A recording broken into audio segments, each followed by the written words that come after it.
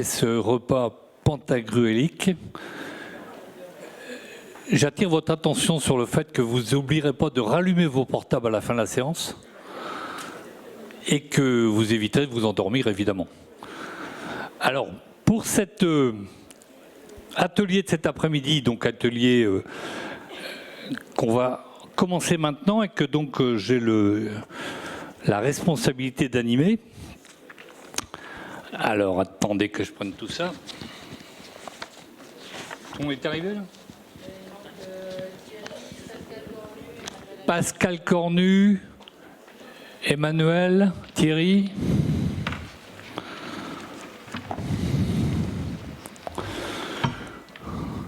Donc, nous avons 1h30 à peu près pour un atelier sur l'évolution des missions des centres de gestion et de leur mode de fonctionnement dans les années à venir, puisqu'on va aller jusqu'à 2030 dans cette affaire, mine de rien. Alors, nous avions au début prévu d'avoir avec nous Arnaud de Benlé. Vous vous rappelez qu'avec M. Savatier, ils avaient commis une mission en 2018 concernant justement l'évolution des centres de gestion et tout ce qui tournait autour de la formation, de la gestion des carrières des agents des collectivités territoriales. Malheureusement, il ne nous est pas possible qu'il soit là, pour des raisons de santé. Donc, il ne peut pas être là, on l'a su très tardivement. Il a fallu, au pied levé, organiser ça un peu différemment.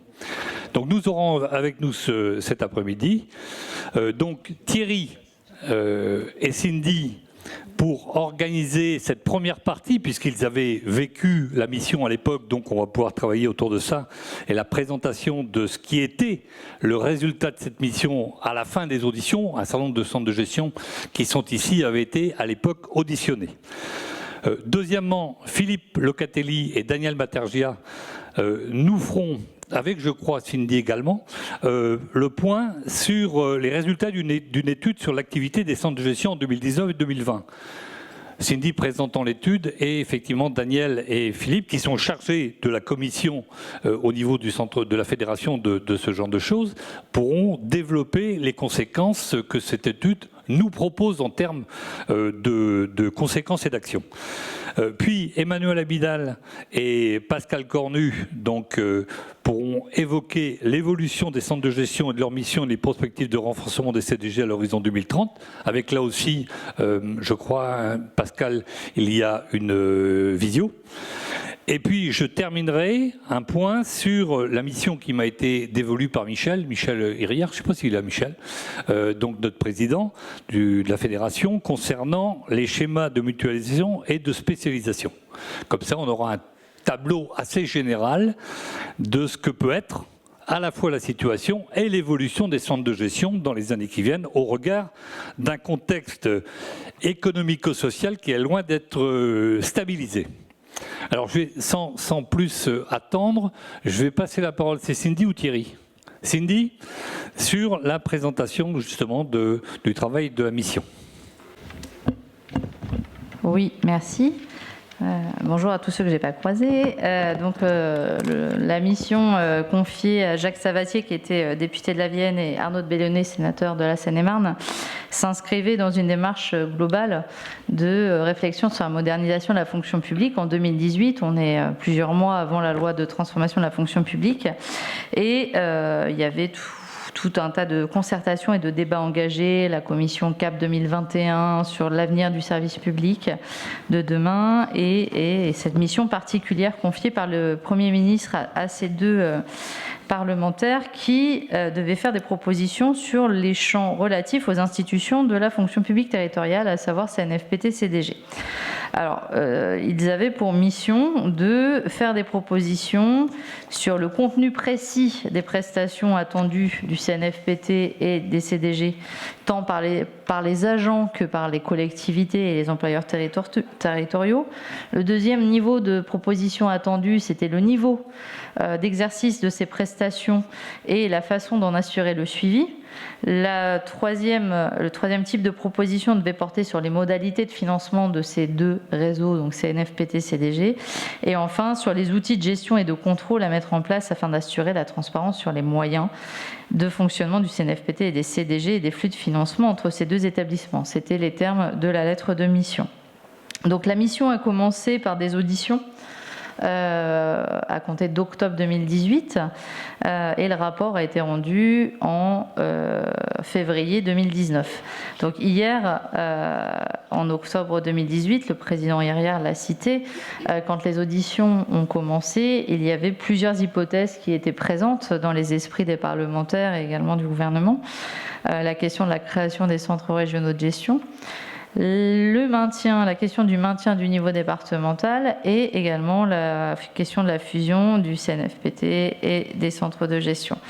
Donc la mission a rendu son rapport le 12 février 2019. Le 12 février 2019, petit retour en arrière, on est 3 semaines avant le dépôt du projet de loi de transformation de la fonction publique en Conseil des ministres, puisque c'était début mars. Et la mission commence par mettre en exergue les enjeux et les transitions qui attendent les collectivités pour ces prochaines années. On en a largement parlé hier. Les enjeux territoriaux, écologiques, énergétiques, démographiques, numériques, également économiques. Et je cite une phrase du rapport. Le rapport indique que ces transitions s'opèrent dans un contexte de transformation des enjeux RH des collectivités territoriales.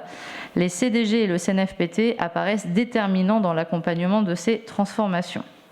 Donc le rapport souligne que l'unité de la fonction publique territoriale est garantie par un corpus de règles juridiques et que les acteurs CNFPT et CDG ont un rôle déterminant à jouer, mais il pointe également que cette unité de la fonction publique territoriale pourrait être questionnée par les grands employeurs susceptibles de mettre en place des politiques RH spécifiques. Donc la mission a inscrit sa réflexion en prenant en considération également le manque d'attractivité de la fonction publique territoriale et la nécessité également d'adapter les principes de formation au regard de la loi du 5 septembre 2018 sur la formation dans le secteur privé. Donc il y a 24 propositions dans ce rapport qui s'appuient également sur des rapports qu'on connaît bien, les rapports de l'IGA, de l'IGAS, de l'IGF, du CGFI, de la Cour des comptes, mais aussi et surtout sur des déplacements. Il y a eu 5 déplacements dans les centres de gestion, il y a eu de nombreuses réunions à la fédération et avec aussi la NDCDG qui a été reçue également à plusieurs reprises, et puis sur un nombre de rapports récents. La mission, elle a souhaité rappeler les objectifs qu'elle a poursuivis: optimiser et renforcer la fonction RH des collectivités dans un contexte de profonde transformation, améliorer l'efficience du dispositif dans le respect de la maîtrise de la dépense publique locale, renforcer sa transparence au service des collectivités territoriales et des agents, conserver l'unicité de la fonction publique territoriale et tenir compte des évolutions législatives de ces dernières années. Donc,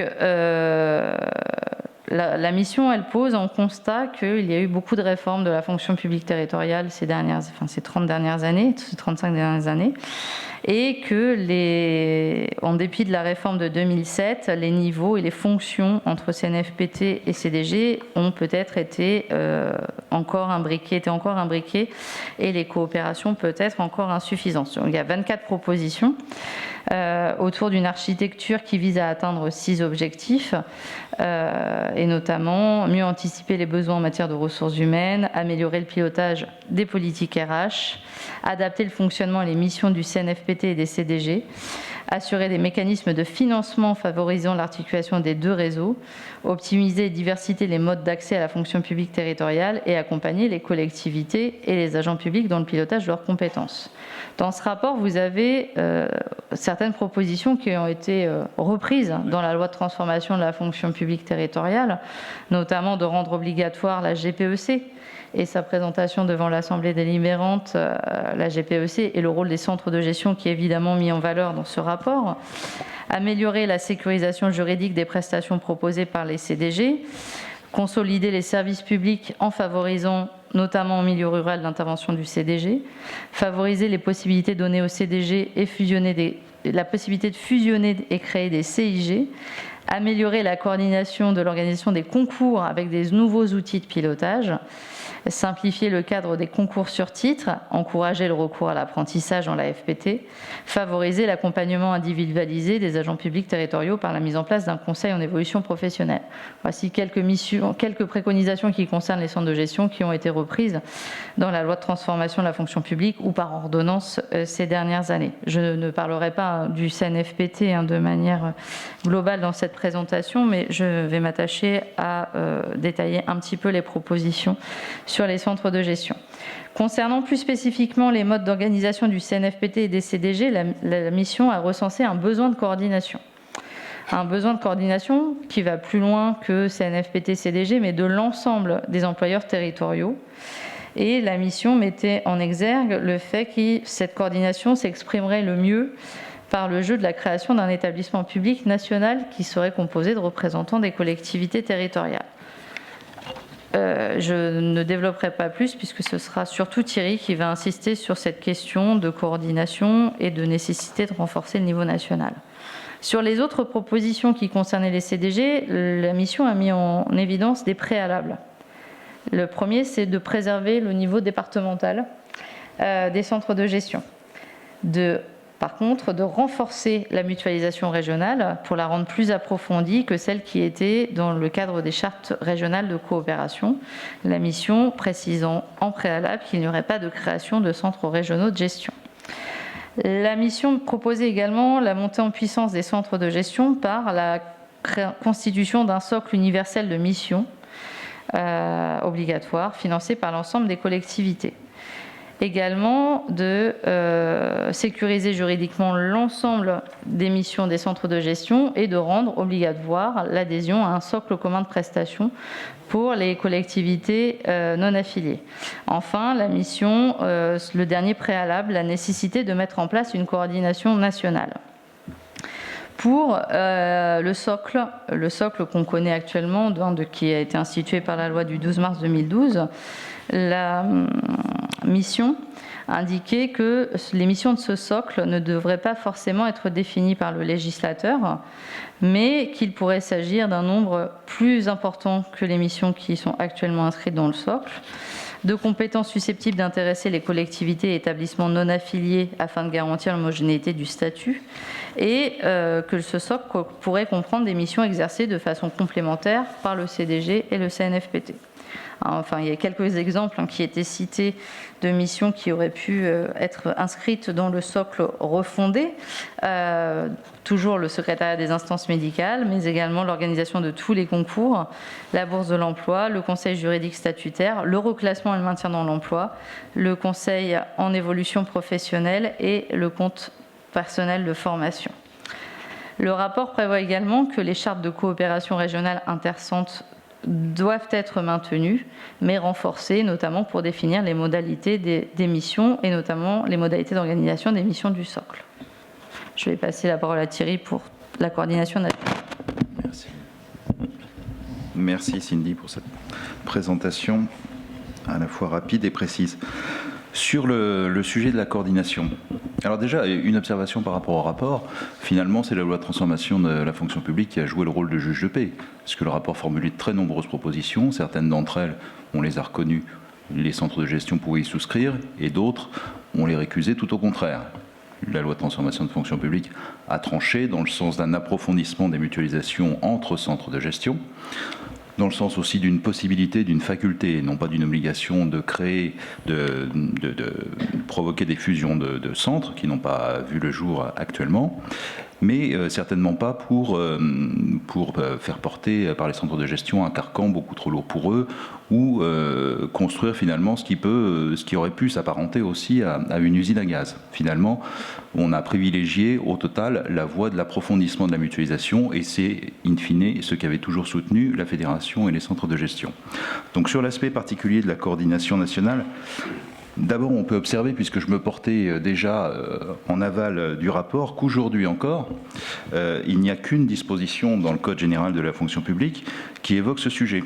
Donc on voit qu'au-delà des possibilités de mutualisation supradépartementale, régionale, interrégionale, la mutualisation à l'étage national reste tout de même le parent pauvre des réflexions au niveau institutionnel, puisque seul l'article L452-12 du Code général de la fonction publique précise que les coordinations régionales ou interrégionales des centres peuvent, par convention, s'organiser au niveau national pour exercer en commun leurs missions. Je vous passe la dernière phrase, mais ça tient en même pas 2 alinéas au total. En ce qui concerne le rapport Savatier de Bellonnet, comme le rappelait Cindy, ils avaient recensé un besoin de coordination de l'ensemble des employeurs publics territoriaux. Et à ce titre, s'y constater effectivement les progrès et la dynamique de développement des centres, malgré tout, ils insistaient, ils diagnostiquaient, selon eux, un manque de représentativité des collectivités actuellement non affiliées au centre de gestion. Et leur réflexion en matière d'évolution institutionnelle a été guidée par cette idée de représentativité exhaustive. Alors, cette coordination, comme le rappelait Cindy, passait selon eux par la création d'un établissement public national composé des représentants de tous les employeurs répartis en différents collèges, avec comme mission de représenter ces collectivités et d'assurer le financement des missions du CNFPT et des missions du socle universel des CDG. Un établissement public national, selon cette vision, qu'on peut dire, on peut oser le mot, aujourd'hui, ça fait 3 ans que ce rapport a été publié, un établissement public de tutelle au total. Et plusieurs hypothèses étaient avancées concernant cette structure nationale. L'institutionnalisation de la coordination des employeurs territoriaux, outil ô combien utile dans lequel la fédération s'inscrit, la scission au sein du CNFPT entre une mission de représentation des employeurs et la mission de formation, à travers 2 établissements publics distincts. Là, on rentre un peu, si je peux me permettre, dans l'usine à gaz encore. La création d'un centre national de gestion, sujet ou hypothèse qui aurait notre préférence. Le renforcement du rôle du CSFPT dans lequel s'inscrit l'évolution de la composition du collège des employeurs. Ou enfin, une autre hypothèse, puisqu'in fine le rapport ne tranchait pas, en matière de coordination nationale, la création d'une structure ad hoc sous la forme d'un syndicat mixte ouvert. Les hypothèses étaient finalement extrêmement ouvertes. Et de plus fort, dans le schéma décrit par la mission, la coordination nationale exercerait aussi une autre mission, tenez-vous bien, c'était celle, pour mémoire, de la définition des orientations et des moyens du CNFPT et des centres de gestion concernant l'exercice d'un socle de mission universelle dont Cindy a rappelé la composition. Cet établissement aurait eu enfin à veiller à l'articulation des missions entre CDG et CNFPT. Ça a trouvé une traduction concrète dans la loi de transformation de la fonction publique. Alors, au-delà de ça, nous étions effectivement très intéressés, c'est ce qu'on a soutenu, pour renforcer la coopération régionale avec l'instauration des schémas de mutualisation, de coordination et de spécialisation, un petit peu sur la base, au départ, de l'idée qui animait les EPCI. Mais surtout, cette mutualisation ne devait pas, selon nous, se transformer en tutelle. Or, l'établissement public tel que le décrivait la mission Savatier de Bellonnet, en ayant pour rôle de définir des missions, d'attribuer tous les financements, de les verser selon une cascade de financement assez compliquée, revenait véritablement à créer une forme de tutelle. En tout cas, c'est ce qu'on craignait. Et FNCDG et CNFPT avaient d'ailleurs publié un communiqué commun, à la fois pour dire que ce rapport contenait de bonnes idées que nous soutenions, mais surtout qu'il ne fallait pas créer un établissement public qui n'aurait pas correspondu aux besoins du terrain, aux besoins de proximité des collectivités, ni à l'efficacité pour le réseau des centres de gestion. Par ailleurs, nous avions fait également observer que la représentation de l'ensemble des employeurs était déjà quelque part acquise au sein même des centres de gestion via les collectivités affiliées obligatoires, les collectivités affiliées volontaires et les collectivités adhérentes au socle, c'est-à-dire les non-affiliées. Donc on rassemblait un panel, un éventail de collectivités d'ores et déjà très complet. Et nous soutenions enfin, en réaction à la proposition du rapport Savatier de Bellonnet, à l'occasion des travaux accomplis, la constitution effectivement d'un socle de missions refondé, le fameux socle commun que la mission appelait socle universel, à condition bien sûr qu'il soit effectivement refondé et qu'il prolonge au total les efforts de mutualisation. Quant au renforcement de la coordination nationale des centres de gestion, pour la personnifier, nous imaginions aussi, en termes de proposition, à une possibilité d'évolution du statut de la FNCDG qui rassemble l'ensemble des centres de gestion. Voilà un petit peu sur la coordination nationale, avec des idées qui n'étaient pas arrêtées dans le rapport de la mission, différentes hypothèses dont certaines nous apparaissaient dangereuses, notamment sous forme de tutelle ou de prise en main finalement du destin et de la feuille de route, c'est-à-dire des compétences et des financements pour le CNFPT et pour les centres de gestion. Ça nous paraissait un réel danger, et des solutions alternatives de notre côté consistant à approfondir les mutualisations et à imaginer notamment la fédération en établissement public qui viendrait effectivement coordonner l'ensemble des centres. Pour continuer ce que vous venez d'évoquer tous les deux, je rappelle aussi que les années 2010, globalement, ont été des années de fortes menaces sur les centres de gestion. La mission Bellenay-Savatier arrive à un moment donné où il y avait des questions existentielles, on peut le dire comme ça, sur les centres de gestion. Fusion, suppression, amalgame avec le CNFPT, sous l'égide du CNFPT, en plus, c'était pas comme ça. Donc on a vécu, et puis rappelez-vous, le 0,80, le 1% du CNFPT, c'était ce moment-là. Donc la mission est arrivée pour essayer de tracer des choses autour de ce qui se passait dans les centres de gestion, effectivement, et l'avantage de cette mission, c'est qu'elle a pu, même s'il y avait des discussions, remettre en place les missions que faisaient concrètement les centres de gestion, notamment tout ce qui se passait sur l'optionnel, etc. Je ne rentre pas dans le détail.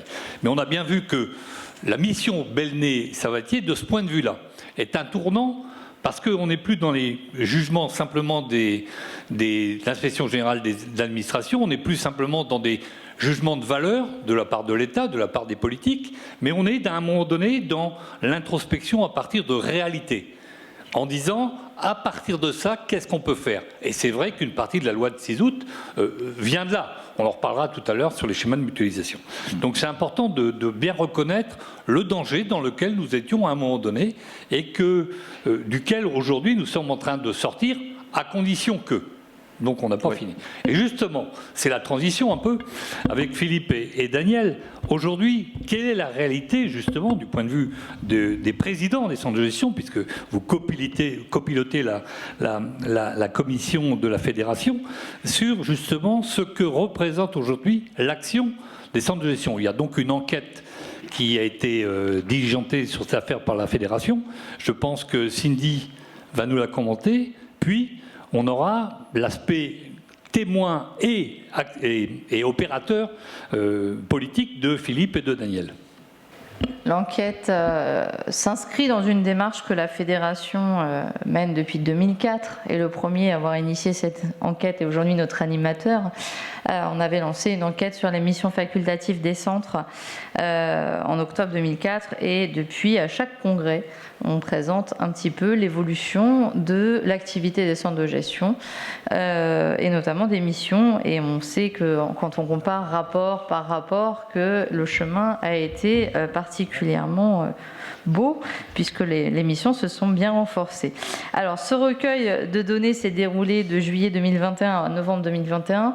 Ça peut paraître un peu ancien, mais comme vous le savez, la situation sanitaire de l'année 2021 ne nous a pas permis de nous réunir pour présenter les résultats de cette étude. L'étude, elle porte sur plusieurs éléments. D'abord, les ressources humaines et les moyens des centres de gestion, les missions obligatoires exercées, les principales missions facultatives proposées aux collectivités territoriales, les modalités d'exercice de ces missions. Elle se rapproche aussi, cette étude, des différentes enquêtes que nous lançons à la demande des pouvoirs publics ou pour certains points particuliers, ponctuellement, et également des enquêtes qui sont régulièrement menées également par la NDCDG.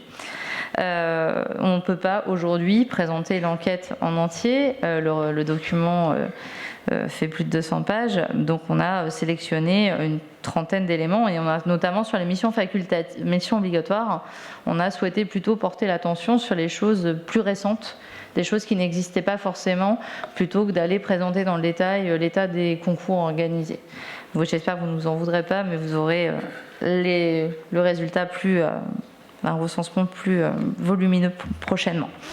Alors, on est sur 74 centres de gestion qui ont participé à l'enquête. On est sur un taux de participation plutôt cohérent avec ceux que nous avons les fois précédentes. C'est un taux plutôt représentatif, ça représente à peu près 76% des établissements, avec évidemment des établissements de toute taille. Dans le document complet, vous aurez la typologie entre les moins de 5000, ceux qui gèrent entre 5 et 10 000 habitants et les plus de 10 000. Je ne l'ai pas repris dans la présentation pour gagner un peu de temps parce que nous n'avions pas beaucoup de temps.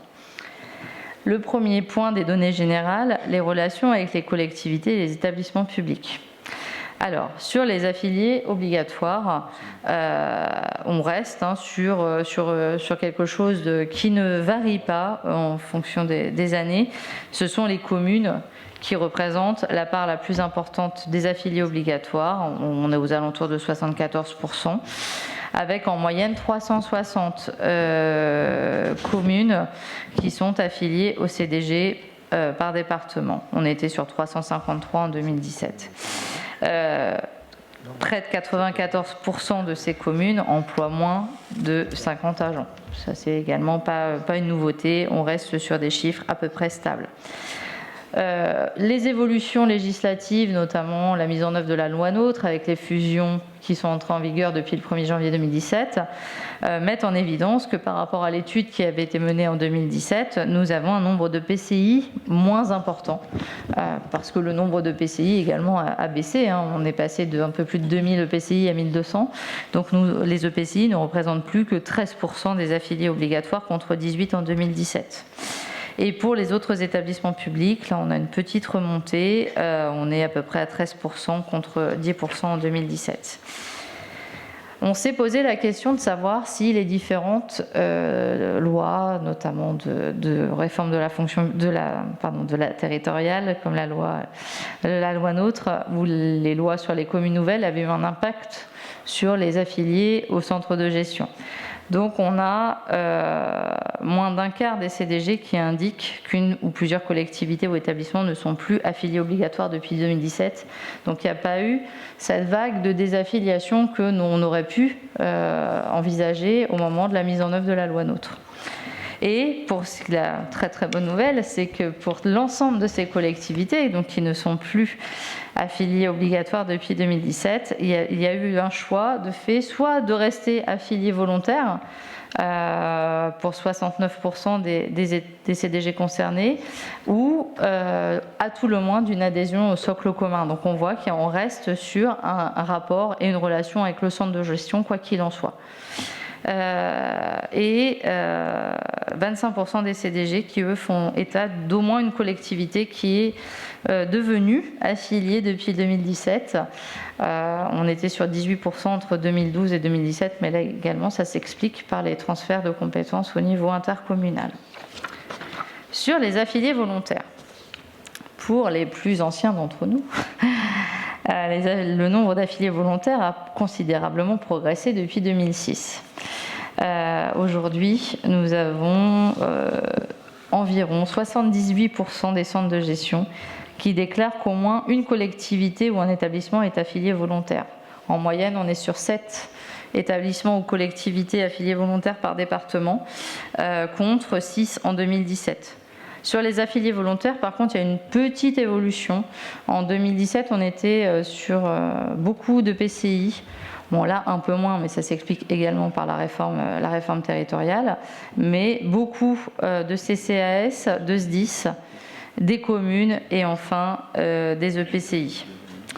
Sur le nombre d'agents gérés dans les centres de gestion, on est sur une moyenne de 7 903 fonctionnaires et 2 213 contractuels, même si on n'est pas sur le même mode de gestion, mais c'est dans le ressort des collectivités affiliées, tant obligatoires que volontaires au CDG.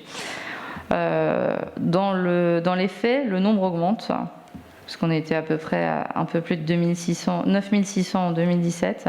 Par contre, on peut constater une baisse du nombre de fonctionnaires gérés, qui s'explique par des départs à la retraite massifs ces dernières années et parfois des remplacements par des contractuels et puis une augmentation de la part des contractuels qui reste structurelle. Sur les collectivités non affiliées, en moyenne dans chaque département, on a environ 8 collectivités ou établissements publics non affiliés au centre. C'était 9 en 2017. On reste sur la même typologie de collectivités non affiliées. Si on prend une typologie générale par CDG, on est à peu près sur 3 communes, le département, la région, un EPCI et 2 établissements publics.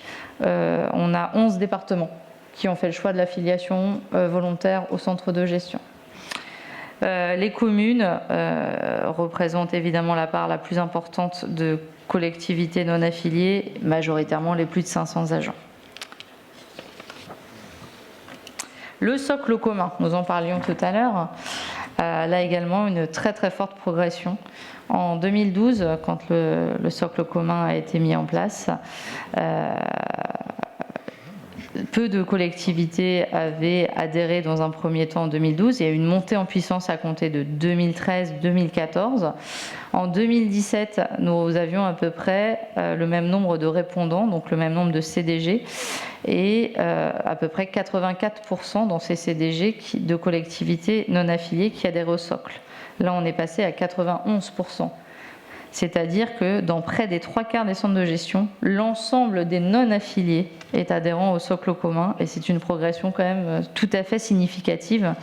Nous étions quand même très très en deçà en 2017.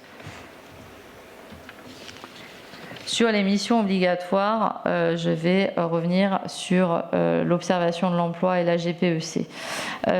En 2017, on a 75% qui accompagnent, des CDG qui accompagnent spécifiquement les collectivités dans la démarche de GPEC. Évidemment, c'est également quelque chose qui a progressé avec l'entrée en vigueur en 2020 des lignes directrices de gestion. Cette mission s'est généralisée et c'est d'ailleurs l'objet de l'atelier numéro 2, l'accompagnement que les centres de gestion font et produisent en matière tant d'élaboration des LDG que de démarches de mise en œuvre de GPEC.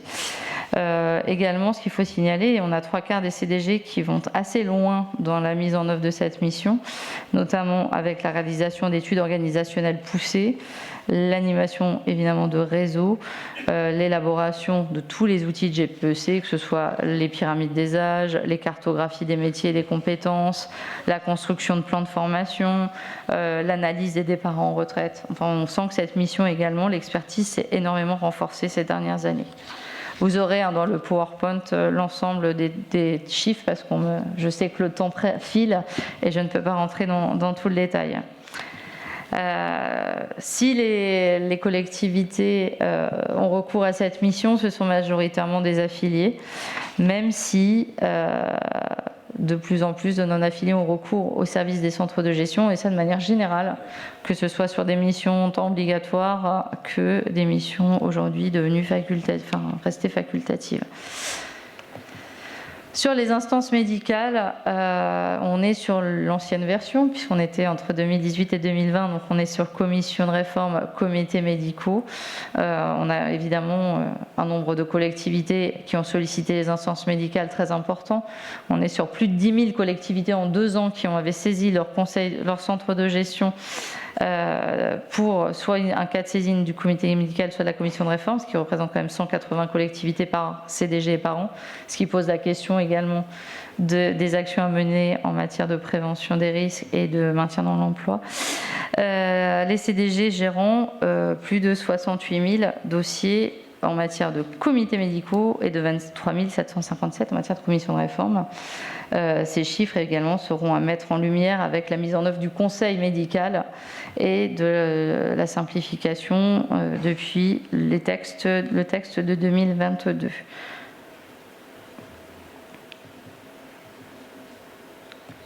Sur les cas de saisine les plus fréquents, rapidement, on était sur des cas de saisine véritablement classiques, imputabilité au service d'un accident ou d'une maladie professionnelle, placement en retraite pour invalidité, octroi d'un congé de longue maladie, renouvellement de congé de longue maladie ou de longue durée. Sur le reclassement, alors le reclassement, là également, cette enquête permet de mettre en lumière les évolutions des services au regard des évolutions textuelles et notamment de l'introduction de la PPR dans les collectivités territoriales dans lesquelles les CDG évidemment sont partie prenante. Donc on a 90% des CDG qui font des actions d'information sur le dispositif PPR et 2/3 qui ont au moins conclu une convention de PPR, alors que le dispositif est quand même relativement récent et qu'on sait qu'il a été considérablement bloqué par la crise Covid. Au total, donc, on a 1155 conventions PPR qui ont été signées depuis 2019, ce qui représente en moyenne 10 par an par CDG répondant. Là encore, principalement, ces conventions ont été signées pour près de 3/4 d'entre elles ont été signées avec les collectivités affiliées. Sur l'issue des PPR, on a plus d'un tiers des agents qui ont été affectés sur un autre poste de la collectivité, donc c'est un signe quand même plutôt encourageant, et 12% qui ont réalisé une mobilité au sein de la fonction publique, 4% qui sont partis vers leur secteur privé et 2% vers une autre fonction publique. Donc dans plus de la moitié des cas, les agents obtiennent une solution de reclassement grâce à l'action des centres de gestion. Je ne vous parle pas des cas d'inaptitude, de retraite pour inaptitude, quand les cas, malheureusement, de reclassement sont impossibles. Vous avez toutes les informations sur le cours. Je vais te demander d'avancer, Cindy. Oui, c'est difficile. J'essaye d'aller vite. Donc je vais peut-être passer sur l'assistante juridique parce qu'on le connaît bien. Je vais aller tout de suite au Conseil en évolution professionnelle, qui est une mission qui a été introduite en 2017 par l'ordonnance du 19 janvier. Donc en 2021, on a près de 77% des CDG qui ont mis en place un service de conseil en évolution professionnelle. Et certains l'ayant mis en place avant 2017, d'autres l'ont mis en place, beaucoup l'ont mis en place après 2020. Alors sur ce conseil, on a environ par CDG 2 agents qui accompagnent les agents des collectivités. Majoritairement, ce sont des agents qui sont attachés aux rédacteurs, mais on note également qu'on a des psychologues qui ont été nommés conseillers en évolution professionnelle. Sur les actions menées par ces conseillers, les entretiens individuels évidemment, l'analyse du parcours professionnel et des compétences de l'agent, la définition du projet et des leviers pour sa mise en œuvre, évidemment tout ce qui est accompagnement pour la recherche et d'outils d'emploi, CV et autres, accompagnement aux entretiens de recrutement. Élaboration de plans de formation, et puis on a aussi des CDG qui accompagnent la création d'auto-entreprises en renseignant les agents, qui font passer des tests de motivation, qui mettent en situation professionnelle, et on a 55% des CDG qui mettent en place également des périodes d'immersion. Donc c'est des dispositifs également tout à fait intéressants. Là encore, ce sera aussi pertinent de mesurer l'évolution de cette mission avec le renforcement de cette mission par décret au mois d'août dernier. Donc on est encore sur une mission un peu évoluante, entre guillemets. Sur les missions facultatives, je ne vais pas rentrer dans le détail parce que je dois conclure. Juste vous préciser que quand nous avions fait cette étude en 2004, vous vous en souvenez, on avait à peu près 6 missions facultatives exercées par centre de gestion. En 2017, on était aux alentours de 10-11. Là, on est plutôt 12 par CDG. Donc là encore, le nombre de missions s'est renforcé. On a quand même une majorité de CDG, 52% qui offrent entre 12 et 15 services facultatifs aux collectivités territoriales.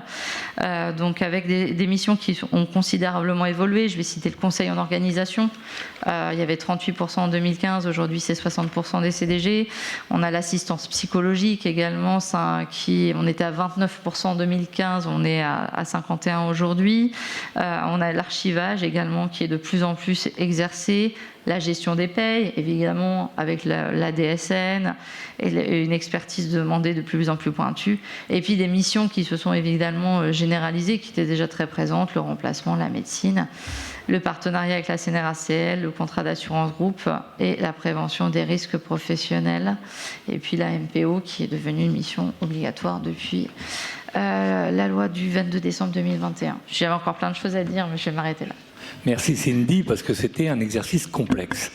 Alors on voit une chose assez réelle tout de suite. Entre le moment, pendant qu'il y avait un débat sur l'évolution des centres de gestion, qui était peu connu par leur mission, peu connu des parlementaires nationaux, peu connu de l'État, en disant quand même les centres de gestion, il faudrait être plus sérieux.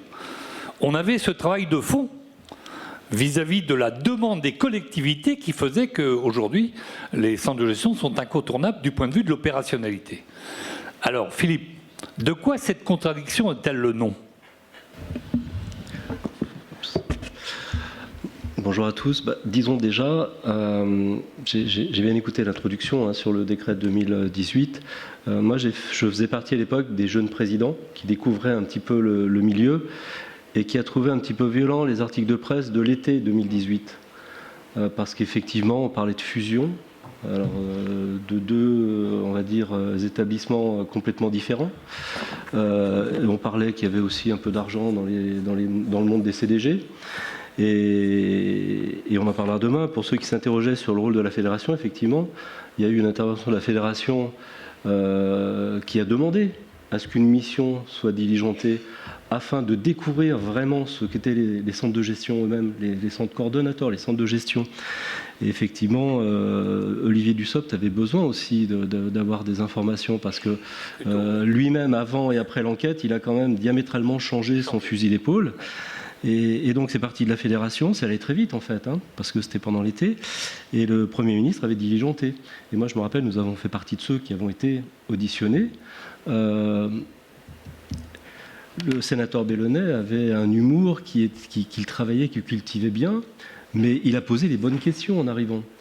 Et on a passé une demi-journée à parler finances, transparence, on lui a montré les comptes, les budgets annexes régionaux, etc., parce qu'il pressentait qu'il ne pouvait pas exister, ces budgets annexes. Bon, il a été très surpris, et on a enfin pu l'après-midi parler de tout le reste. Moi, quand j'entends parler des missions optionnelles, au centre de gestion du Rhône, en 12 ans, on a créé 35 missions optionnelles. Alors, c'est pas qu'on est les meilleurs, c'est parce qu'on n'avait pas le choix. Dans le sens où aujourd'hui, ces missions optionnelles représentent 70% de notre budget, avec un discours qui est très commercial, mais on peine encore à le faire savoir auprès de tous. C'est de dire tout ce qu'on peut faire et que le privé ne fera pas, ça sera au bénéfice des collectivités parce qu'il y aura un rapport qualité-prix qui sera inégalé. Quand on parle de la paye à façon, dans le rapport, vous verrez qu'au niveau national, on est à 7,87.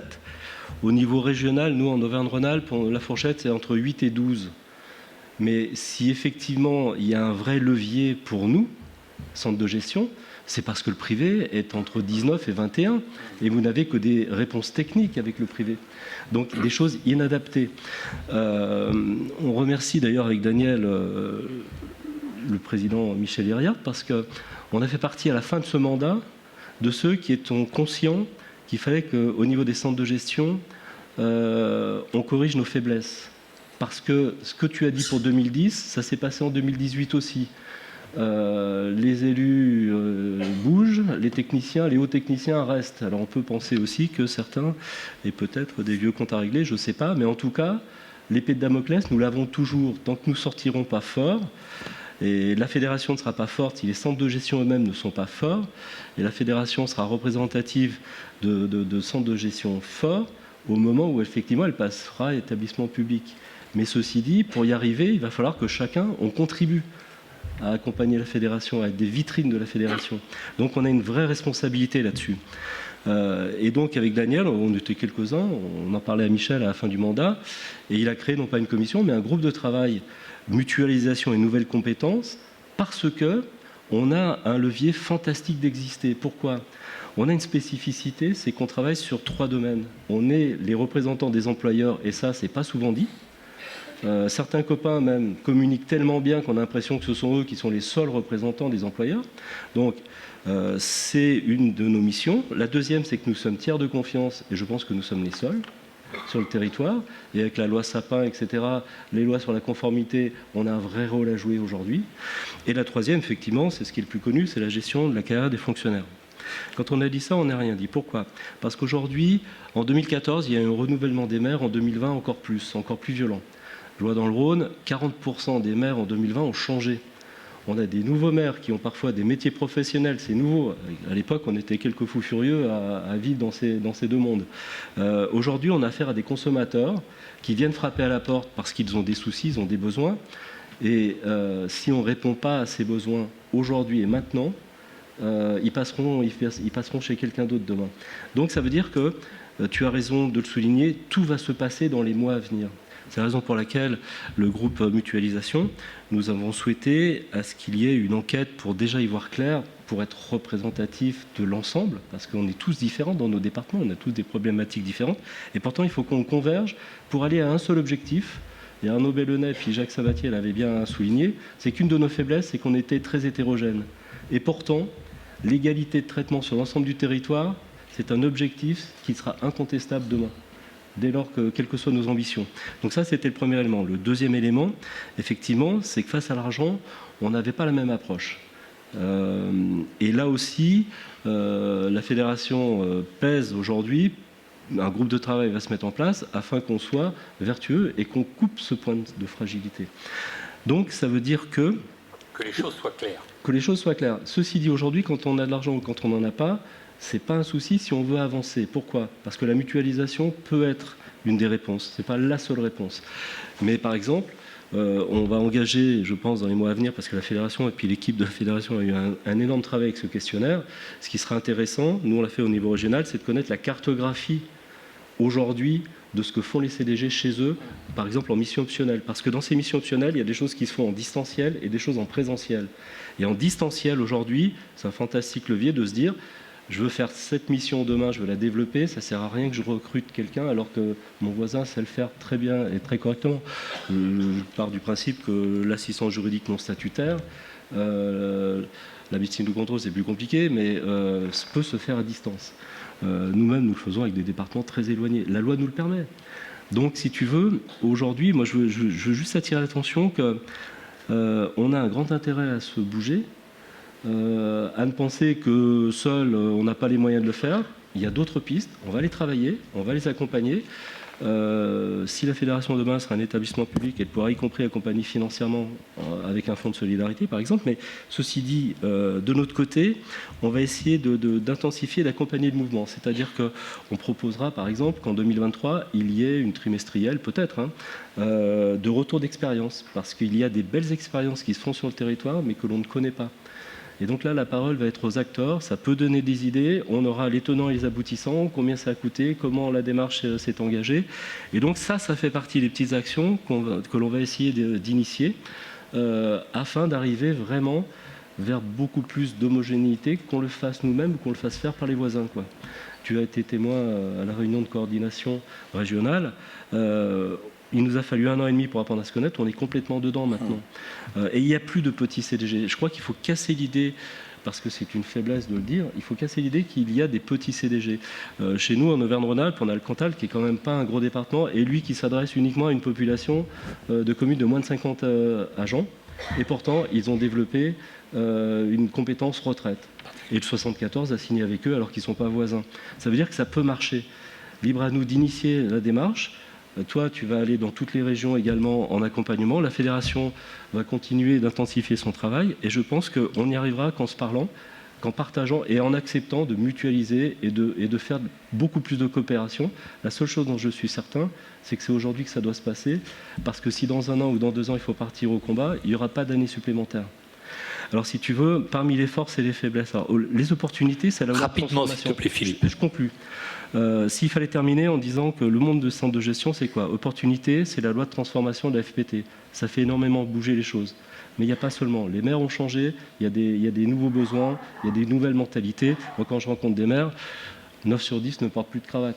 Ça veut dire qu'il va falloir qu'on s'adapte. Bon, mais on est en plein dedans. Bon. La menace, c'est quoi ? La menace, c'est de se dire... Il y a toujours eu l'épée de Damoclès, il y a en 2010, et puis ça passe. Non, la menace, c'est de ne rien faire, parce que si on ne fait rien, la nature est hors du vide, et d'autres le font. Les boîtes privées font de l'assistance juridique, ou alors c'est l'AMF qui le fait, ou alors c'est les EPCI qui vont recruter des juristes, qui vont recruter dans les métiers RH. Et là, ça va être le début de notre fin, et ça, il ne le faut pas. La faiblesse, c'est quoi ? La faiblesse, c'est qu'on est trop hétérogène. Ça, on le sait. Bon, donc on va le travailler. Notre force, et on n'en parle pas assez, notre force, c'est que nous sommes les seuls à avoir une instance décisionnelle avec une échelle temps très rapide. Moi, je suis désolé, si on a une bonne idée et qu'entre président et directeur ça fonctionne bien, et c'est quand même souvent le cas, et heureusement, derrière vous convoquez votre bureau, vous convoquez votre conseil d'administration et vous mettez en place l'affaire. Nous ne sommes pas paritaires par rapport à d'autres. Et ça, c'est une chance qu'il faut se saisir aussi, parce que les décisions peuvent être vite prises avec des actions qui peuvent être vite engagées. Voilà. C'est pas pour autant d'ailleurs que tu renies le dialogue social quand tu dis ça. Du tout. Mais le niveau social doit Je dis ça arriver... parce qu'il y a peut-être des organisations syndicales dans la salle. Bien sûr. Non, mais j'ai pas de souci avec ça. Au contraire, j'ai un profond respect du droit syndical. La vitesse ne veut pas dire le reniement. Exactement. Il se passe beaucoup de choses. On a entendu ce matin, bon, peut-être pas assez sur l'urgence énergétique, parce que la facture d'électricité, effectivement, il va falloir la passer. Des discussions s'engagent dans notre propre CDG, parce qu'on a quelques idées. Donc, mais on est quand même une instance, qu'on le veuille ou non, qui n'est pas paritaire. Donc, ça veut dire que les décisions peuvent se prendre plus vite en accord avec tout le monde, en négociation avec tout le monde. On a une dernière chance, c'est qu'on a, en marge de la réactivité, on garde cette proximité. Et la Fédération l'a souvent dit, elle n'existera que par des départements qui resteront forts, libres à tous nos départements de se parler entre nous, et puis d'être des vraies vitrines pour que la Fédération soit forte et puisse défendre l'établissement public ou d'autres choses, qu'elles soient entendues beaucoup plus qu'elles ne l'est, parce qu'aujourd'hui, moi je trouve qu'il y a énormément de dépenses d'énergie et on n'est pas souvent respecté pour l'énergie qu'on dépense. Voilà. Daniel, toi qui es encore plus jeune président, puisque tu arrives là, comment vois-tu les choses par rapport à justement ce travail de reconnaissance des centres de gestion, à la fois au point de vue national et à la fois vis-à-vis des collectivités ou des usagers? Bonjour à toutes et à tous et merci de m'avoir invité à cet atelier de travail. Effectivement, moi j'ai pas le recul d'un ancien président et toute l'historique et toutes les péripéties et les risques qu'ont passé, heureusement avec plutôt un succès relatif, les centres de gestion. Donc aujourd'hui, moi je suis plutôt là pour porter un témoignage. Les centres de gestion, je les connaissais, je suis élu depuis 1995, mais je m'y intéressais peu dans la mesure où c'est plus nos agents qui ont des rapports avec les centres de gestion que les élus. Là déjà, j'y vois un progrès. Parce que nous, clients à quelque part, c'est aussi les élus. Et on s'adresse à des élus. Bien sûr, on est technicien et on accompagne les techniciens et les agents des communes, mais ceux qui frappent à notre porte, c'est d'abord et en premier les élus. Donc il faut qu'on ait un discours pour les élus de facilitateur, de tiers de confiance, on le disait, et qu'on ne se mette pas du tout dans l'optique de concurrencer qui que ce soit, parce qu'on n'a personne à concurrencer, on est partenaire des collectivités, et les collectivités, c'est d'une façon naturelle qu'elles doivent se tourner vers nous pour nous demander de l'accompagnement sur tous les domaines RH et les problématiques qu'on a évoquées ce matin. Donc effectivement, premier mandat 2020, je viens à la Fédération, fin 2020 à cause du Covid, et je remercie Michel, le président, Michel Hérard, le président, de m'avoir sollicité pour participer à ce groupe de travail, mutualisation. J'y ajoute coopération, innovation et nouvelles compétences. Égoïstement, je me suis dit, je découvre, donc ça va me permettre de voir un petit peu tout ce que font les centres de gestion, mais plus sérieusement, étant aussi président d'intercommunalité, on a, et ça a été dit tout à l'heure, on a une expérience dans la coopération et dans la mutualisation. Pourquoi? Tout simplement parce que nécessité fait loi. Je veux dire qu'aujourd'hui, si on n'avait pas de problème financier, si on n'avait pas de problème de recrutement de compétences, si on n'avait pas de problème d'efficacité, je ne suis pas sûr qu'on regarde la mutualisation et la coopération du même œil. Par contre, c'est un outil, c'est pas le seul, tu l'as dit, Philippe, mais c'est un outil qui répond à ces problématiques. Pourquoi recruter des pointures en communication alors qu'on pourrait très bien mutualiser à plusieurs centres de gestion un programme de communication sur le socle des activités qu'on mène? Pourquoi recruter des pointures juridiques alors que l'analyse des textes qui nous arrivent de Paris doit être faite d'une façon homogène? Parce que la lecture qu'on a des textes, si on n'applique pas de la même façon dans les différents centres de gestion, on se fragilise. Alors que si on a tous mal compris, on est quand même plus fort. Donc avoir à un moment donné des coopérations pour bien comprendre les évolutions réglementaires, c'est aussi important. Et pourquoi se disperser alors qu'on a du mal à les recruter et que ça coûte très cher plutôt que de monter une coopération. Donc moi je pense que les problématiques qu'on a évoquées depuis 2 jours vont trouver une partie de réponse dans les efforts qu'on peut mener pour trouver des axes de mutualisation, de coopération. En même temps, ça va nous rendre plus forts vis-à-vis des pouvoirs publics. Parce que c'est faire preuve d'efficacité, c'est faire preuve d'entente, c'est faire preuve de solidarité entre nous et bien sûr d'être beaucoup plus fort face à des questionnements qu'on pourrait avoir un petit peu ésotériques sur qu'est-ce que font les centres de gestion et à quoi qu'ils servent. Alors, je pense aussi que Michel m'a proposé ce groupe de travail parce que le CDG 54, dont je suis président, a un historique en termes de mutualisation. Il l'a dans le service informatique, qui est devenu le GIP. Je salue son président qui nous accompagne à cet atelier de travail. Mais on a aussi d'autres formes de mutualisation à travers le RGPD notamment. Pour citer, bon, je ne parle pas on l'a dit, on ne parlait pas des concours, mais c'est aussi une forme de mutualisation quand on organise des concours pour plusieurs centres de gestion. Et puis, il y a un dernier aspect. Il ne faut pas perdre de vue que les collectivités ont les mêmes difficultés que celles qu'on a évoquées pendant ce séminaire, pendant ce congrès. Les collectivités n'ont plus de sous. Les collectivités ont des budgets de plus en plus contraints. La crise, il fait qu'y rajouter. Vous voyez bien l'explosion du coût de l'énergie qui force des collectivités à fermer des piscines, des patinoires, fermer des services publics. Les difficultés des collectivités sont les mêmes en termes de recrutement. Aujourd'hui, elles se tournent de plus en plus vers nous pour les payes à façon, mais la problématique évoquée hier sur les secrétaires de mairie, quand une secrétaire de mairie n'est pas là dans une petite commune, on s'aperçoit que le spectre de ses compétences couvre bien plus que la fiche de paye. Et que le maire est complètement dépourvu si sa secrétaire de mairie est absente pendant plusieurs semaines.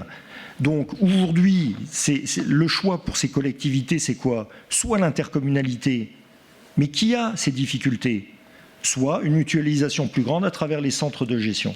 Et je pense qu'on a tout intérêt à réfléchir à ces difficultés pour être proactif sur ce qui est en train de se passer dans les collectivités, pour apporter notre expertise, parce qu'elle est réelle, et tout notre accompagnement autour des problématiques RH que vont vivre et que vivent aujourd'hui les collectivités, et qui vont être de plus en plus en difficulté sur des problématiques que nous-mêmes connaissons. Donc le combat est global, il est chez nous pour se renforcer et pour montrer de quoi on est capable et parler d'une voix un petit peu plus forte. Et puis il est dans le détail avec nos collectivités qui attendent qu'on leur apporte le conseil, l'accompagnement, y compris dans nos missions facultatives. Nous ne sommes pas là pour gagner de l'argent. Nous sommes là pour équilibrer nos comptes. On n'a pas d'actionnaires. On est là pour les accompagner, c'est un rôle de service public, et ce service public-là, cette valeur-là, elle est éminemment importante dans la relation qu'on mène avec les collectivités, et c'est là un risque d'image qu'on pourrait avoir si jamais on le perdait. Mais je sens bien qu'on est tous en phase sur ce service public qu'on doit rendre aux collectivités. Donc pour moi, ce chantier est éminemment important. Alors, je pars après Philippe, il vous a tout dit. Hein. Moi, je ne porte que témoignage de 2 années de présidence du centre de gestion. La tâche est ardue. On a toujours affaire à des réticences. Hein. Mutualiser, c'est pas abandonner, c'est pas transférer, c'est pas une commune qui délègue une compétence, c'est un EPCI. On n'est pas sur ces thématiques-là, c'est pas du tout la même chose. C'est simplement travailler ensemble de façon à être plus efficace et meilleur. Merci Daniel, merci Philippe, merci les présidents. Mesdames les directrices, avec la NDCDG, vous travaillez aussi à l'évolution des centres de gestion. Mais auparavant de ça, il est 15h43. Normalement, à 16h, Thierry, tu fais un point sur la médiation préalable obligatoire. Tu auras un petit peu de retard. J'avais compris. Ouais, d'accord, merci. Donc, peut-être pourriez-vous nous faire le point sur la réflexion que vous avez actuellement au niveau de la NCDG, que vous partagez évidemment avec vos collègues, et sur la façon dont justement, au niveau des directrices et des directeurs, vous voyez cette évolution au regard de ce qui vient d'être dit, au niveau des politiques bien sûr. il y a forcément une forme de reflet par rapport à ça. On va bien entendu avec Emmanuel dans cette coprésentation qui va démarrer faire effectivement la restitution et apporter les réflexions de la NDCDG qui sont à la fois des éléments de réponse voilà, aux éléments d'information qui viennent d'être présentés et aux témoignages que nous avons entendus, mais en même temps également esquisser peut-être des pistes de solutions, des pistes de réflexion qui sont celles qui à mon avis préoccupent actuellement tous les centres de gestion à la fois sur le plan institutionnel, économique et financier, managérial et social. Et on aura l'occasion, effectivement, certainement, dans ces réflexions, de rejoindre les préoccupations de l'ensemble des centres de gestion. Alors, avant d'entrer dans cette esquisse des différentes réflexions et pistes de solutions, effectivement, sur l'évolution des missions des centres de gestion, un petit recul en arrière sur l'évolution institutionnelle et les principales réformes des centres de gestion, sans entrer dans le détail. Il s'agit tout d'abord de rappeler les principales lois. Alors la loi de 84, bien sûr, qui a vu la naissance des centres de gestion, pardon, mais également les lois récentes qui ont modifié effectivement profondément la coopération des centres de gestion, puisque cela a été dit, notre travail ne peut pas être envisagé exclusivement dans une dimension départementale. Elle s'inscrit aussi par les réformes que le législateur a voulu dans une réflexion, dans une préoccupation et dans une mutualisation régionale ou interrégionale. C'est le fondement de la loi de 2007 qui a été conforté par la loi de 2019, notamment en créant, comme on l'a dénommé ici, ce PAX régional qui renforce à travers les schémas de coopération notamment les préoccupations de coopération et qui étend d'ailleurs le champ de ces coopérations. Pour autant, l'évolution des missions des centres de gestion, voilà, pardon. Pour autant, l'évolution des missions des centres de gestion s'est construite progressivement à travers d'autres lois majeures sur lesquelles je vais rapidement apporter une synthèse dans la réflexion de ce qu'a été l'évolution du législateur dans l'accompagnement des missions des centres de gestion. Pardon. Marche arrière. D'accord. Merci. Donc, rétrospectivement, voilà, sans rentrer bien sûr dans la construction législative de toutes ces dernières décennies, revenir à la loi de 2007, qui, elle, a été une reconnaissance du travail mené par les centres de gestion à travers la création du modèle régional de coopération et par le transfert d'un certain nombre de missions qui, en 2007, restaient encore des missions techniques, statutaires, quelque peu régalienne à travers l'organisation des concours, la gestion des FMPE, pour progressivement, avec les lois de la décennie 2010, arriver cette fois-ci vers la reconnaissance de l'expertise des centres de gestion et surtout amener, grâce à l'action effectivement que nous menons et que le législateur a reconnu, nous amener à travailler sur des domaines qui sont des domaines innovants en matière de GRH, dans lesquels les centres de gestion apportent leur expertise et aussi construisent le sens finalement de leur action au service de leur collectivité et des agents. Donc les premiers dispositifs de reconnaissance de ce travail ont été l'extension de nos missions dans le cadre du socle commun vers les collectivités non affiliées. Là aussi, c'était une petite révolution à travers la loi de 2012, nous amener effectivement à pouvoir travailler avec les non affiliés sur des domaines importants, l'organisation des instances médicales, l'expertise juridique et statutaire, les retraites, la déontologie également. Et ce dispositif, effectivement, était aussi une reconnaissance de notre travail pour amener un conventionnement avec les non-affiliés sur lequel, et ça a été dit ce matin, il sera nécessaire également de revoir dans les propositions notamment de la Fédération la manière dont ce socle commun peut être ajusté par rapport à la réalité des besoins des coopérations avec les non-affiliés.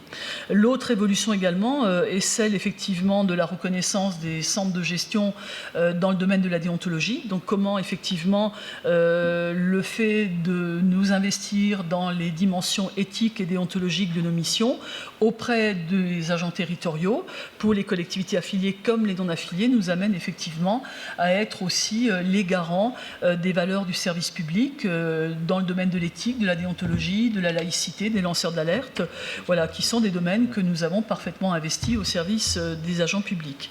L'extension également vers des domaines porteurs comme la médiation, là aussi reconnue par la loi de 2016 et renforcée par la loi de 2021, ce travail que nous avons mené et qui porte ses fruits également en termes de reconnaissance désormais de l'action des centres de gestion en matière de prévention des conflits.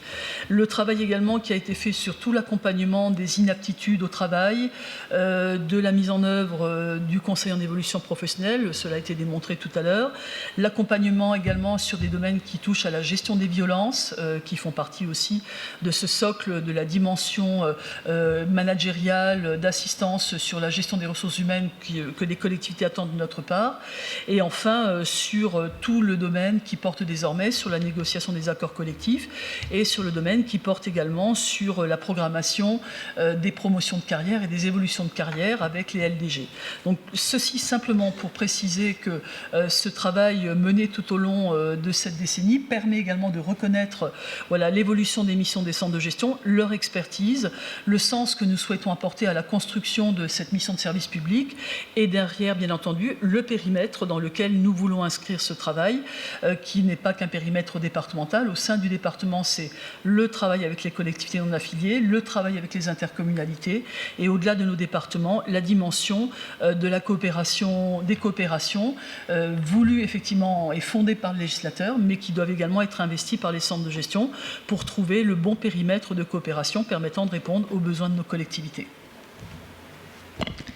Bonjour à toutes et à tous. Effectivement, toutes ces évolutions vont nécessairement entraîner une modification de notre modèle institutionnel, notamment par une compétence départementale qui devient fongible sur certaines missions et avec un socle départemental commun obligatoire. C'est comme ça qu'on pourrait traduire ce qui est en train de se développer dans nos organisations, notamment du fait du schéma.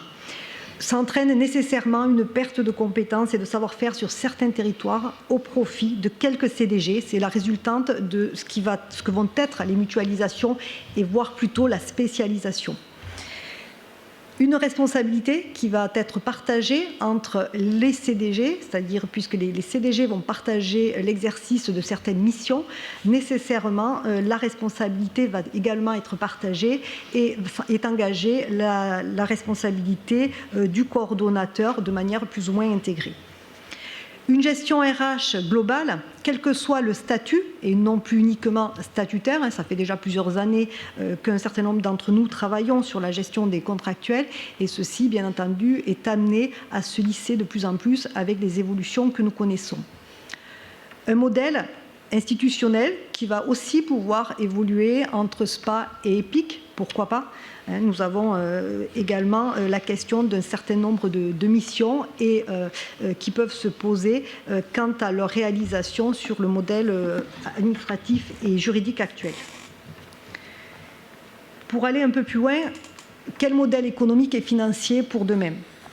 Tout d'abord, comme le précisait M. Locatelli, cette question de l'hétérogénéité des missions des centres de gestion a été posée à de nombreuses fois et ces schémas de coopération nous entraînent vers une homogénéisation au niveau régional du service rendu, mais également du prix des prestations.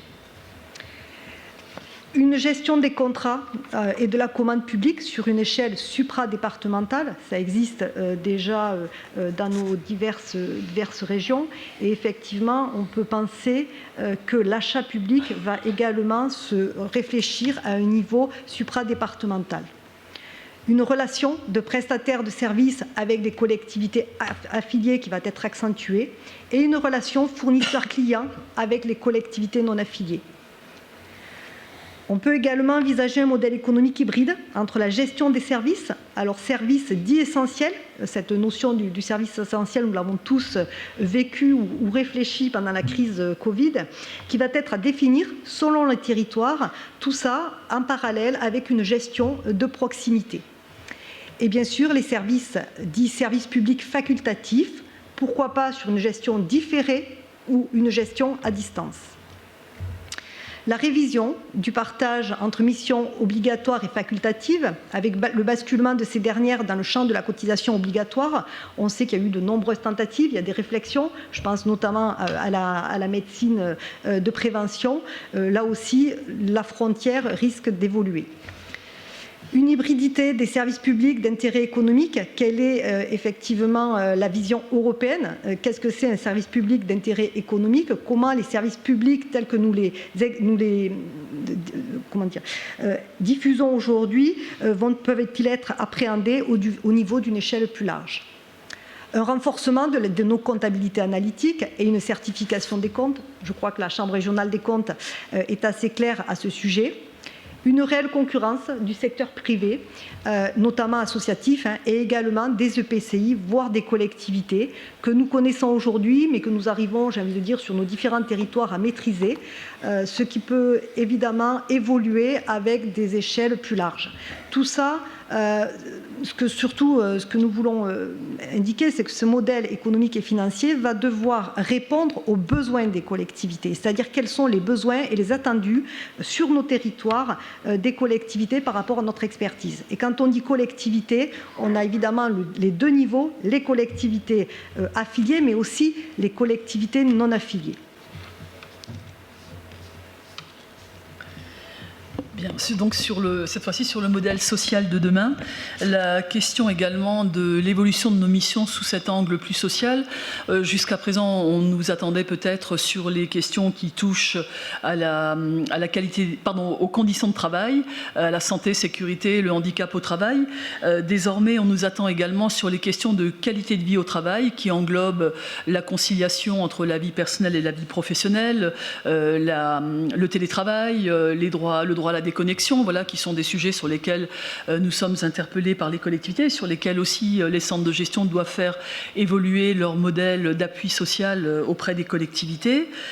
Travailler également auprès de nos collectivités sur le management alternatif, comment effectivement nos agents vont devoir revoir leur mobilité professionnelle, choisie ou subie, dans le cadre notamment des ouvertures en matière de transition professionnelle, d'évolution professionnelle. On aura l'occasion d'en reparler. Également le nomadisme des agents qui désormais ne travaillent plus sur un site unique mais qui vont évoluer entre le siège de leur collectivité et leur lieu de travail, voire des tiers-lieux dans le cadre du télétravail. Donc tous ces enjeux-là, nous avons également à les relever et à répondre effectivement dans l'évolution de nos missions auprès des collectivités.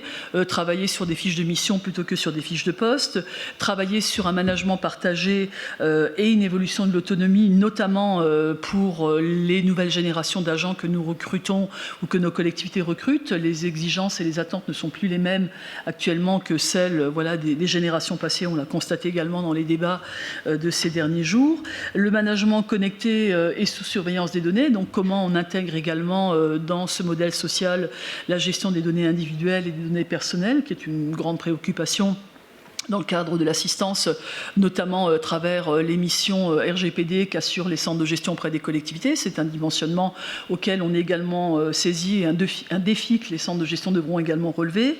Le modèle social attaché effectivement aux transitions, aux évolutions et aux mobilités professionnelles pour lesquelles les nouvelles générations d'agents sont beaucoup plus en attente dans leur réflexion de projets professionnels qui n'a plus rien à voir avec les générations relevant des précédents recrutements.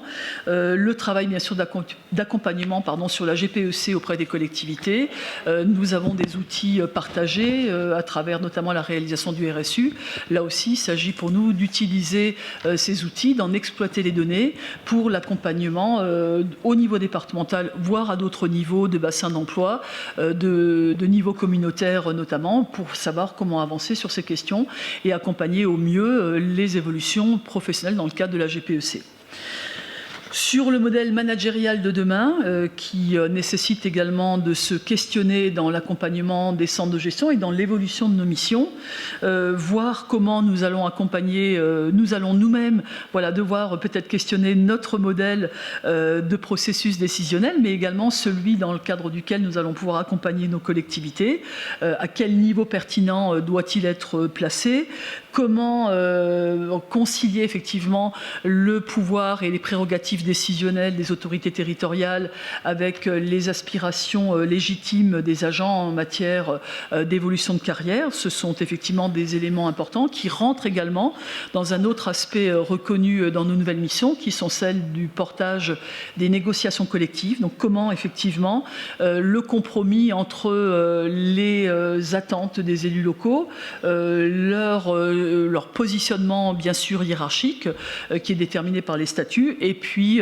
le compromis avec les partenaires sociaux qui représentent les agents pour pouvoir effectivement là aussi accompagner l'évolution des réflexions, des modes de discussion dans le dialogue social et des modes de négociation sur lesquels nous avons déjà commencé à travailler dans le cadre des ordonnances de 2021 et sur lesquels le législateur continuera à nous positionner auprès de l'ensemble de nos collectivités affiliées. Et enfin, un élément qui est extrêmement fort et qui est régulièrement remis sur le devant de la scène, l'évaluation des politiques publiques. Comment les centres de gestion vont-ils, à leur niveau, mais également pour leur collectivité, pouvoir accompagner l'évaluation des politiques en matière managériale, en matière de GRH, qui se mettent en œuvre, et comment pouvoir en estimer les bilans dans le cadre des évolutions des dispositifs en place. Alors, si on va un peu plus loin, nous avons décidé de réfléchir aussi sur le modèle rêvé d'un CDG. Emmanuel, tu vas tourner vite maintenant. Je vais essayer. Il faut rêver, monsieur. 16 heures. Alors, tout d'abord, pour nous, le CDG rêvé, ça pourrait être quoi? Effectivement, un socle de valeurs dont les CDG seraient les garants, puisqu'aujourd'hui, on est sur ces questions déontologiques. Un statut qui reconnaisse l'engagement du fonctionnaire par le citoyen. On a beaucoup parlé de sens, notamment donné au service public. Un accompagnement global de l'agent, de l'intégration à la fin de fonction. Un accompagnement de proximité également géographique des employeurs publics, quelles que soient les modalités hybridées dans la gestion de nos missions. Une cotisation obligatoire corrélée avec les missions obligatoires, renforcer de nouvelles missions. Vous voyez que je rêve. Une légitimité renforcée par la qualité du service public rendu. Une sortie de la rationalisation de la dépense à tout prix, qu'on conduit depuis 25 ans pour un vrai projet d'utilité sociale du service public. Des directeurs qui puissent conduire des projets structurants et vivifiants, des élus à qui l'État, voire le législateur, donne les moyens de décider de projets inspirants pour le service public de demain, et puis un contrat social qui soit recentré entre le citoyen et son administration. En conclusion, le CDG de 2030 devrait positionner le lien avec le territoire, gérer la relation avec les collectivités, exploiter la donnée et le système d'information, repenser son modèle économique, développer un conventionnement à la carte et assurer une nouvelle gouvernance, gestion de la gouvernance, et redonner un rôle central à la fonction RH sans distinction du statut de l'agent. Mais également, 2030, c'est un management d'anticipation pour repenser l'ingénierie des processus organisationnels de l'action publique, contribuer à l'émergence d'un rapport au travail renouvelé, se positionner comme acteur économique d'un territoire, assurer une gestion du risque qui est prégnant pour une administration vulnérable et le développement également de l'audit, du contrôle interne, et investir dans un processus d'innovation indispensable pour penser le service au public dans une société moderne et s'inscrire dans un projet politique ambitieux. Nous avons cependant de nombreuses interrogations. Alors, en conclusion, tout à fait en conclusion sur ces interrogations fondamentales, donc les enjeux à relever sont ceux de la coproduction du service public, donc comment y travailler tous ensemble, comment adapter ce service public aux individualismes, voire aux menaces qui peuvent peser à travers ces individualismes et communautarismes croissants, s'interroger et se questionner sur l'universalité du service public, La légitimité des valeurs d'égalité, dont on a largement parlé, et des socles de valeurs auxquelles nous sommes tous attachés. Le service public à plusieurs vitesses selon les territoires dépendant de la participation citoyenne et des moyens, qui sont également des processus sur lesquels il faudra avancer. Et enfin, quelle utilité accorde notre société au service public? Ce sont des éléments forts auxquels les centres de gestion sont attachés à travers l'accompagnement des collectivités sur le plan notamment du dimensionnement des RH. Pour le mot de la fin, Monsieur Corré. Vas-y. Voilà, une petite citation de, effectivement, Jean-Jacques Rousseau, du contrat social qui, lui, déjà en 1762, s'interrogeait sur l'utilité sociale du centre de gestion. Relisez le tome 1 du contrat social. Et si l'on recherche en quoi consiste précisément le plus grand bien de tous, qui doit être la fin de tout système de législation, on trouvera qu'il se réduit à 2 objets principaux, la liberté et l'égalité. Voilà les mots de la défense. Jean-Jacques Rousseau au service des centres de gestion. Et évidemment, les centres de gestion, le centre de gestion n'est pas tout seul pour faire ça, il est avec ses voisins et ses partenaires, ce qui est la suite. Alors rapidement, puisque vu l'heure, et puis on n'aura pas le temps d'avoir une discussion avec la salle, on est trop court, et puis après il y a Thierry qui a un point, mais rapidement quand même, un point sur les schémas de spécialisation, puisqu'il me revenait de faire ça.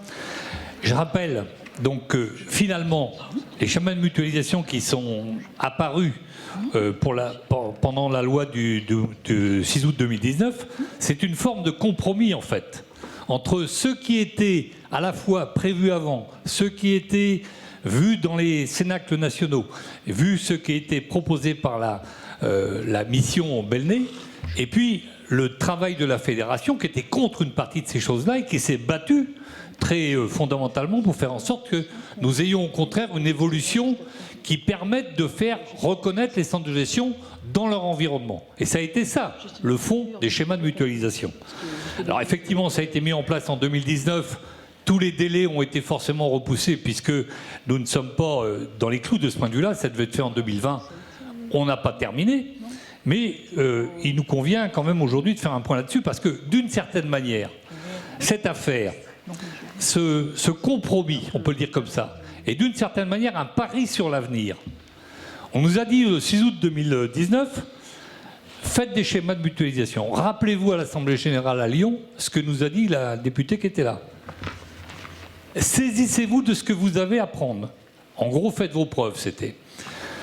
De manière à faire en sorte que la loi soit pleinement respectée, pleinement prise par les centres de gestion, de façon à ce que justement, après, sur les revendications et sur l'organisation future, notamment l'établissement public, nous ayons les éléments qui nous renforcent au plan national comme au plan local. Et on voit bien que ce pari sur l'avenir, aujourd'hui, comme tu le disais Philippe, on est dedans. Aujourd'hui, on a essayé de repérer, toujours avec la fédération qui travaille beaucoup par enquête parce que c'est nécessaire de travailler comme ça. On a aujourd'hui 11 CDG coordinateurs qui ont répondu à l'enquête qu'on avait lancée pour faire un point actualisé en juillet 2022, ce juillet-ci. On en a 2 qui n'ont pas répondu. Je dénonce personne ici, hein, mais je suis prêt à dire les noms après, évidemment. Et de cette enquête ressort qu'aujourd'hui, on a 7 schémas signés. On pourrait dire 7, c'est beaucoup, 7, c'est pas tout non plus. Et on est en 2022, fin 2022. On en a un qui va être signé fin septembre. Là, je peux le dire, c'est les Pays de Loire, puisque nous irons à la signature avec Michel. Donc, ça va être... Et puis, il en reste quelques-uns qui n'ont pas signé parce qu'ils sont au travail, parce qu'ils sont en train d'organiser les choses. On a aussi des cas particuliers. Par exemple, nos amis de DomTom ne sont pas concernés par cette affaire, même s'il y a chez eux, et on a fait des visios avec eux, je crois qu'ils sont par là, du travail de mutualisation, même si la mutualisation, ce n'est pas une question de voisins, c'est une question de milliers de kilomètres. On travaille différemment. Et les CIG, c'est pareil, les CIG, d'une certaine manière, hein, chacun était là, les CIG ne sont pas non plus concernés parce que, d'une certaine manière, ils sont déjà à 100% d'intégration de ce point de vue-là. Donc, on est sur les régions classiques, je dirais. 7 qui sont signés, il n'en reste à signer. Comment ça s'est passé globalement, le contenu? J'irai assez rapidement sur cette affaire. D'abord, il y a le contenu du socle, ce qui est obligatoire et qui est forcément pris par tout le monde. Mais ce qui est à repérer, ce que vous avez tous dit, c'est qu'aujourd'hui, on a une bonne vingtaine d'items optionnels qui sont mis sur la table. Et quelle que soit la région, là, il y a de tout, on se retrouve dans des situations où on parle d'assistance juridique non statutaire, de médiation, de conseil en évolution professionnelle, évidemment de marque employeur et d'attractivité, c'est une règle quasi absolue, mais aussi de gestion de paye, d'organisation de concours de catégorie C, d'allocation chômage, de laïcité, référent laïcité. C'est très évolutif et très complet. Et pas dans un seul endroit, il y a eu contrainte là-dessus. Parce que je rappelle la loi de ce point de vue-là, il y a une obligation pour signer, mais il n'y a pas d'obligation du point de vue de l'organisation ni du contenu, à part le socle. C'est très large. Et c'est vrai que, comme le disait hier Christophe Bernard, je crois, on a une loi qui n'est pas une loi totalement prescriptive. Elle nous laisse la liberté. Sous-entendu, vous avez intérêt à la prendre. C'est ça que ça veut dire derrière, fondamentalement. Donc, on est sur ce terrain-là. Et je crois que la floraison, l'efflorescence, je dirais même, des items qui sont proposés dans toutes les régions, avec des fortunes diverses, c'est pas grave ça, font que, justement, tout le monde se saisit de ces éléments-là comme des éléments qui permettent de remettre en perspective les termes centraux qui viennent tout le temps dans les schémas de mutualisation, c'est proximité, efficience. Efficience, c'est ni plus ni moins que le bon rapport qualité-prix. Donc on voit bien que ces deux termes-là liés au niveau du schéma de mutualisation, c'est effectivement, je dirais, l'alpha et l'oméga de ce que représente le service à nos usagers. Et c'est fondamental puisque c'est de là que ça part. Et c'est de là que la reconnaissance peut venir au niveau de la mutualisation. Il faut que ça soit efficace, il faut que ça soit dans la proximité et il faut que ça soit à un prix permettant de le faire dans de bonnes conditions. Justement par rapport à ce qu'on disait tout à l'heure, les cabinets extérieurs éventuels qui peuvent le faire parfois dans de bonnes conditions mais qui n'ont jamais l'histoire et la mémoire des centres de gestion.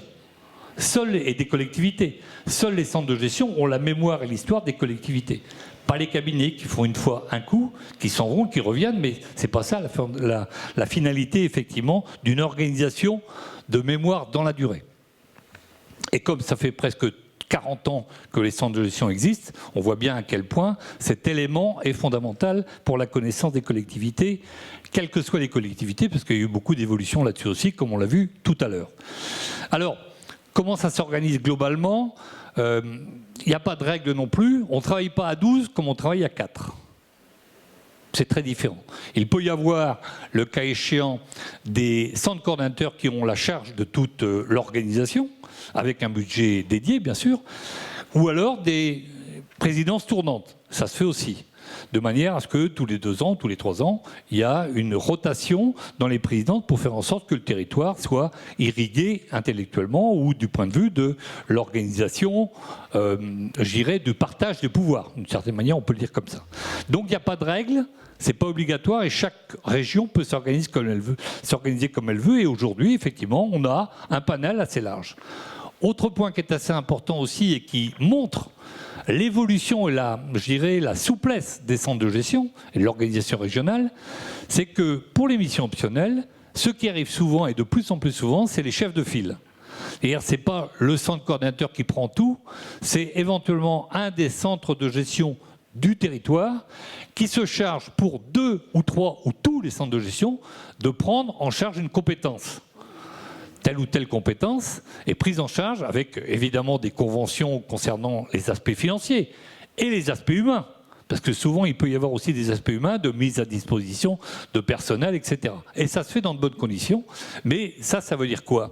Ça veut dire que la régionalisation de ce point de vue-là, c'est aussi une forme d'interdépartementalisation. C'est-à-dire que ce n'est pas toute la région. C'est une partie de la région qui peut être concernés par telle ou telle action sans préjudice pour le reste de l'activité de centre de gestion du niveau du schéma de mutualisation. Donc ce n'est pas exclusif. Et ce qui est intéressant de ce point de vue-là, c'est que ça permet d'expérimenter au-delà, je dirais, de ce que prévoit clairement je dirais, la loi et puis la manière dont souvent les départements, quand je dis département, je dis plutôt préfecture, prévoit les choses de manière à ce que, effectivement, les départements, les centres de gestion puissent aller beaucoup plus loin dans une organisation conceptuel qui permet un travail à 2, à 3, à 4. Et ça, c'est très intéressant et on voit à quel point l'expérimentation peut être prise en charge par un centre de gestion avec la garantie, effectivement, régionale. Autrement, ça n'a pas de sens. Mais pour aller plus loin, pour mettre en place quelque chose et la faire perdurer. Et on voit bien que ce système-là fonctionne bien puisque ça permet de mettre sur la table des sujets qui ne sont pas forcément admis par tout le monde, mais qui permettent de travailler, de discuter, de se dire on fait un groupe de travail à 3 ou à 4 et on met en œuvre quelque chose dans le cadre de notre schéma mutualisation parce que c'est une reconnaissance globale aussi. C'est ça qu'il ne faut pas oublier.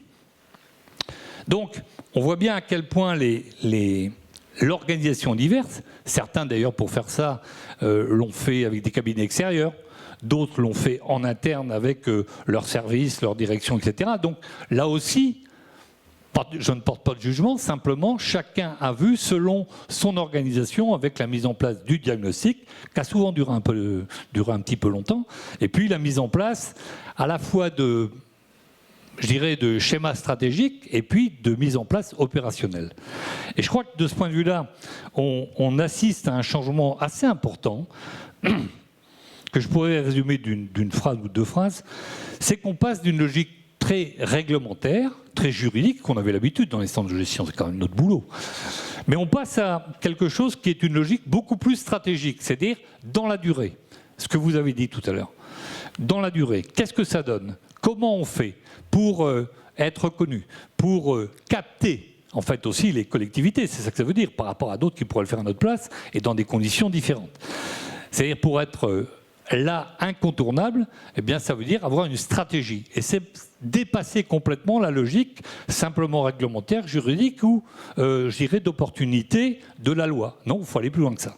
Et les schémas de mutualisation nous donnent cette possibilité, à la fois nous la donnent et à la fois nous a prévenus, ils font les deux, qu'il faut les réussir parce que ça nous donne une possibilité d'aller beaucoup plus loin. Mais c'est aussi, de ce point de vue-là, un pari sur l'avenir que nous donne l'État au sens large, nous disant ne ratez pas cette étape-là.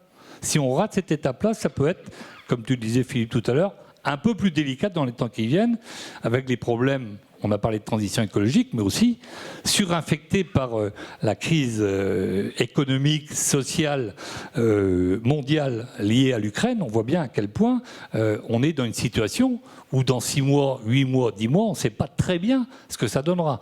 Et on n'est pas à l'abri d'un choc contracyclique qui remettent en avant un certain nombre d'éléments de durcissement sur lesquels les collectivités seraient en premier lieu très concernées, donc aussi les centres de gestion.